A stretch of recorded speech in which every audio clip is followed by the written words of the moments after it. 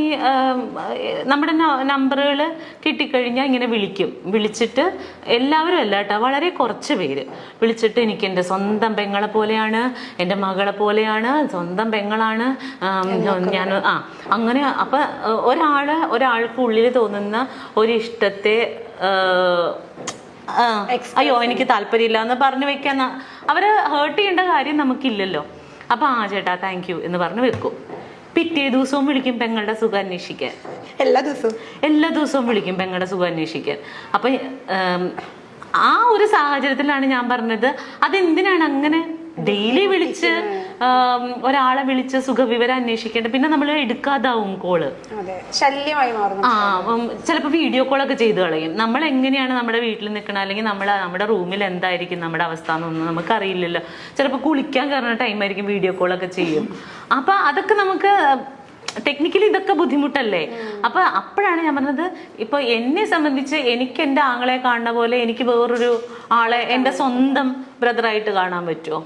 ഇല്ല, പറ്റില്ല. എനിക്ക് എൻ്റെ മകനെ പോലെ എനിക്ക് വേറൊരാളെ കാണാൻ പറ്റില്ല എന്ന് ആ സാഹചര്യത്തിലാണ് ഞാൻ പറഞ്ഞത്. ഓക്കെ, അതിനുശേഷം ഞാൻ ബിഗ് ബോസിന്റെ ഉള്ളിൽ പോയി. കുറേ ബിഗ് ബോസിന് അത് വേറൊരു ലൈഫാടാ. ഇപ്പൊ കൊറോണ വന്നു, നമ്മുടെ വീട്ടില് TV ഉണ്ട്, മ്യൂസിക് സിസ്റ്റം ഉണ്ട്, നമ്മുടെ കുഞ്ഞുങ്ങളുണ്ട്, അച്ഛനുണ്ട്, അമ്മയുണ്ട്, നമുക്ക് ഇഷ്ടമുള്ള സാധനങ്ങൾ ഉണ്ടാക്കി കഴിക്കാം.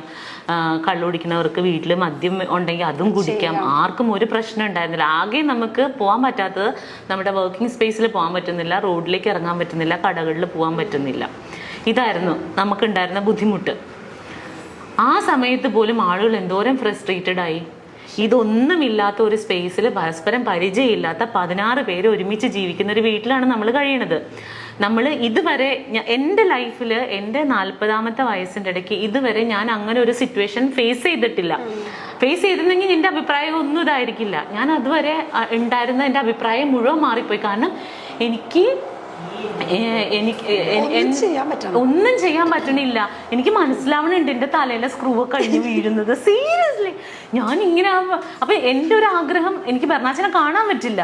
ദൈവം എനിക്ക് അവന്റെ കൈയൊന്ന് അതിന്റെ ഇടയിൽ കൂടി ഒന്ന് കാണാൻ പറ്റുമായിരുന്നെങ്കിൽ ഞാനിവിടെ നിന്ന് പൊട്ടിക്കരഞ്ഞിട്ടുണ്ട് കുഞ്ഞിനെ കാണാൻ പറ്റാതെ. കാരണം അപ്പൊ ചോദിക്കും നീ എന്തിനാ പോയെന്ന് ചോദിക്കും. ഞാൻ ഓർത്ത് എനിക്ക് ഈസി ആയിട്ട് അത് സർവൈവ് ചെയ്യാൻ പറ്റുന്നതാണ്.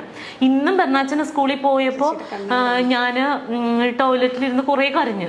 വേറെ ഒന്നുമല്ല, ഞാൻ ഇന്ന് അവിടെ നിന്ന് പോരും, എനിക്കിന്ന് അവനെ കാണാൻ പറ്റില്ല. സ്കൂൾ വിട്ട് വന്ന് കഴിയുമ്പോൾ ഇനി ഞാൻ 10-15 ദിവസം കഴിയുമ്പോഴേ ടിഷ്യൂ തരും. സീരിയസ്ലി അല്ല, ഇത് കണക്കിലാക്കണ്ട. അപ്പൊ ഇനിയിപ്പോ ആൾക്കാർ സ്കൂളിൽ പോകുമ്പോഴും അമ്മ കരയുന്നു. അതല്ല അതിന്റെ ഫീല്. അവന് സ്കൂളിൽ പോയി എനിക്ക് അവനെ ഡെയിലി കാണാൻ പറ്റില്ല. അപ്പൊ ഇനിയിപ്പോ വൈകുന്നേരം സാധാരണ ഞാൻ ഇവിടെ ആണെങ്കിലും വീട്ടിലുണ്ടാവും ഞാൻ അവൻ വരുമ്പോ, അല്ലെങ്കിൽ രാത്രി ഞങ്ങൾ ഒരുമിച്ചാണ് ഉറങ്ങണത്. ഇന്ന് മുതൽ ഇനി അത് പറ്റില്ല. ഇന്നിപ്പോ ഞാൻ പോകുമല്ലോ. അപ്പൊ എനിക്ക് അവൻ പോകുമ്പോ ഒരു തിങ്ങലാണ്. ഇതിന്റെ 100 ഇരട്ടിയാണ് ഞാൻ ബിഗ് ബോസ് വീട്ടിൽ വെച്ച് അനുഭവിച്ചത്. അവിടെ വെച്ചിട്ടാണ് ഈവൻ ഫുക്രു, ഞാൻ പറഞ്ഞത് സത്യമാണ്, അവിടെ വെച്ചിട്ട് എനിക്ക് ബെർണാച്ചനായോ എന്നുള്ളതല്ല, ആ ഒരു സ്ഥലം ഫില്ല് ചെയ്യാൻ വേണ്ടിയിട്ട് ഈ കുട്ടി എന്നെ ഒരുപാട് ഹെൽപ്പ് ചെയ്തിട്ടുണ്ട്. ബെർണാച്ചൻ എന്നെ ഡി മഞ്ജു പത്രോസ എന്നൊക്കെ പറഞ്ഞ് എന്റെ മോൻ വന്ന് വിളിക്കും. അതുപോലെയൊക്കെ ബെർണാച്ചൻ ഹലോ, അതുപോലെ ഇവൻ ഫുക്രപ്പം വന്നിട്ട് ഡി മഞ്ജു പത്രോസ എന്ന് വിളിക്കുമ്പോൾ ഞാൻ പെട്ടെന്ന് അയ്യോ എനിക്ക് കൊച്ചു വിളിക്കുന്ന പോലെ തോന്നും. അതുപോലെ ഇപ്പൊ എനിക്ക് ഫുഡൊക്കെ ഭയങ്കര ഇഷ്ടമാണ്. അപ്പൊ ഇന്നലെ ബെർണാച്ചൻ ചോറുണ്ട് കഴിഞ്ഞപ്പോഴത്തേനും ഞണ്ടൊക്കെ എനിക്ക് ഭയങ്കര ഇഷ്ടമാണ്. അപ്പൊ അവൻ ചോറുണ്ട് കഴിഞ്ഞപ്പോൾ അതിൽ നിന്ന് ഒരു കഷ്ണം ഞണ്ടെടുത്ത് എനിക്ക് തന്നു. എനിക്കിഷ്ടമാണെന്ന് അറിഞ്ഞോണ്ടാ. അതുപോലെ തന്നെ ഇവൻ കറിയൊക്കെ വെച്ചിട്ടുണ്ടെങ്കിൽ എനിക്ക് ചിക്കനൊക്കെ ഇഷ്ടമായതുകൊണ്ട് ഇവൻ അവന്റെ ചിക്കൻ പീസ് എനിക്ക് തരുന്നുണ്ട്. എന്റെ പപ്പടം എടുത്തോണ്ട് പോവും. അവൻ അതാ ഇഷ്ടം. അപ്പോൾ അങ്ങനെയൊക്കെ അങ്ങനെ ഒരു റിലേഷൻഷിപ്പ് അവിടെ കിട്ടിയത് കാരണം എനിക്ക് പെട്ടെന്ന് ബെർണാച്ചനായിട്ടാണ് റിലേറ്റ് ചെയ്യാൻ പറ്റുന്നത് അവനെ എന്ന് വിചാരിച്ചിട്ട്. അവൻ എൻ്റെ മകനായിട്ട് ഞാൻ ദത്തെടുത്തു എന്നല്ല അതിൻ്റെ അർത്ഥം. ഇതൊക്കെ സാമാന്യ ബോധമുള്ളവർക്ക് മനസ്സിലാകും, ഇല്ലാത്തവരോട് പറഞ്ഞിട്ട് കാര്യമില്ല. അപ്പോൾ ഇതിപ്പോൾ ദയക്കും കേൾക്കുകയാണെങ്കിൽ ദയക്കും കൂടി മനസ്സിലാവട്ടെ എന്ന് വിചാരിച്ചിട്ടാണ്. അല്ലാതെ ദയ അപ്പം അതിനകത്ത് ചോദിച്ചു എന്താണ് ഓന്ത് നിറം മാറുന്നത് പോലെ നിറം മാറുന്നവളാണോ എന്നൊക്കെ ചോദിച്ചു. ദയനോട് പറയാണ് ഓന്ത് നിറം മാറുന്ന പോലെ നിറം മാറിയതൊന്നുമല്ല, ഇതാണ് ഇതിൻ്റെ വാസ്തവം. അപ്പം പറഞ്ഞ പോലെ അവിടെ വെച്ചിട്ട് ദയക്ക് അറിയാമായിരുന്നെങ്കിൽ ചിലപ്പോൾ മനസ്സിലായിട്ടുണ്ടാവില്ല പുറത്ത്. പിന്നെ നിലനിൽപ്പിന് വേണ്ടിയിട്ട് ഓരോരുത്തർ ഓരോന്ന് ചെയ്യല്ലേ. അപ്പൊ ദയാതെ അത് ചെയ്തോട്ടെ, കുഴപ്പമില്ല. എനിക്ക് പ്രശ്നമില്ല. Seriously no issues. Okay, next one. വെറുതെ പത്രാസ് അടിക്കല്ലേ എന്റെ മഞ്ജു. അത് അങ്ങനെ പറഞ്ഞിട്ടുണ്ടോ? അതെന്താണാവോ? ചിലപ്പോ ഒരു മഞ്ജു പത്രോസ് അതായിരിക്കും, ഒരു പ്രാസത്തിന് വേണ്ടി പറഞ്ഞായിരിക്കും. പാവം, പോട്ടെ, ക്ഷമിച്ച്. അതൊക്കെ ഒന്നും കുഴപ്പമില്ല. നെക്സ്റ്റ് വൺ, അത് നല്ലതാട്ടോ. വരും കാലത്തെ ലളിതാമ്മ. ഓക്കെ, എന്താ മഞ്ജു ചേച്ചിക്ക് നാഷണൽ അവാർഡ് കിട്ടാതെ? എന്റെ കർത്താവേ, അങ്ങനെ ഒന്ന് ചോദിക്കല്ലേ. ഞാൻ അതിന് മാത്രം വലിയ കാര്യങ്ങളൊന്നും ചെയ്തിട്ടില്ല. നാഷണൽ അവാർഡ് കിട്ടാൻ പാകത്തിനൊന്നുമുള്ള അങ്ങനെ ഒരു നല്ല ക്യാരക്ടറോ.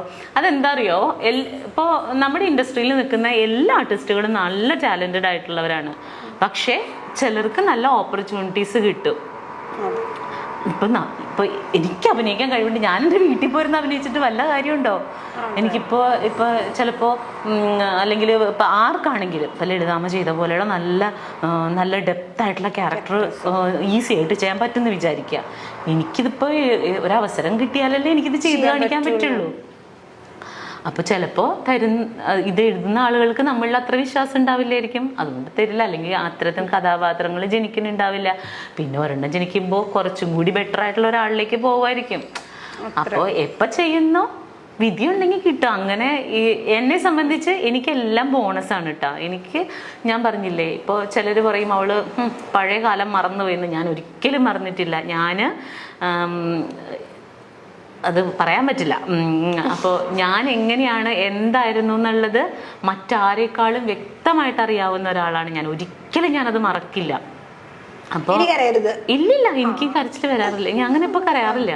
അപ്പൊ ആ ഒരു സാഹചര്യത്തിൽ നിന്ന മഞ്ജു ഇന്ന് നല്ല ഭക്ഷണം കഴിക്കുന്നുണ്ട്, നല്ല വസ്ത്രം ധരിക്കുന്നുണ്ട്, വീട് വെക്കുന്നുണ്ട്, എൻ്റെ മകനെ പഠിപ്പിക്കുന്നുണ്ട്. ഇതൊന്നും ഭയങ്കര സംഭവമൊന്നുമല്ല. എനിക്ക് കിട്ടുന്ന ഗിഫ്റ്റാണ് ഇതൊക്കെ.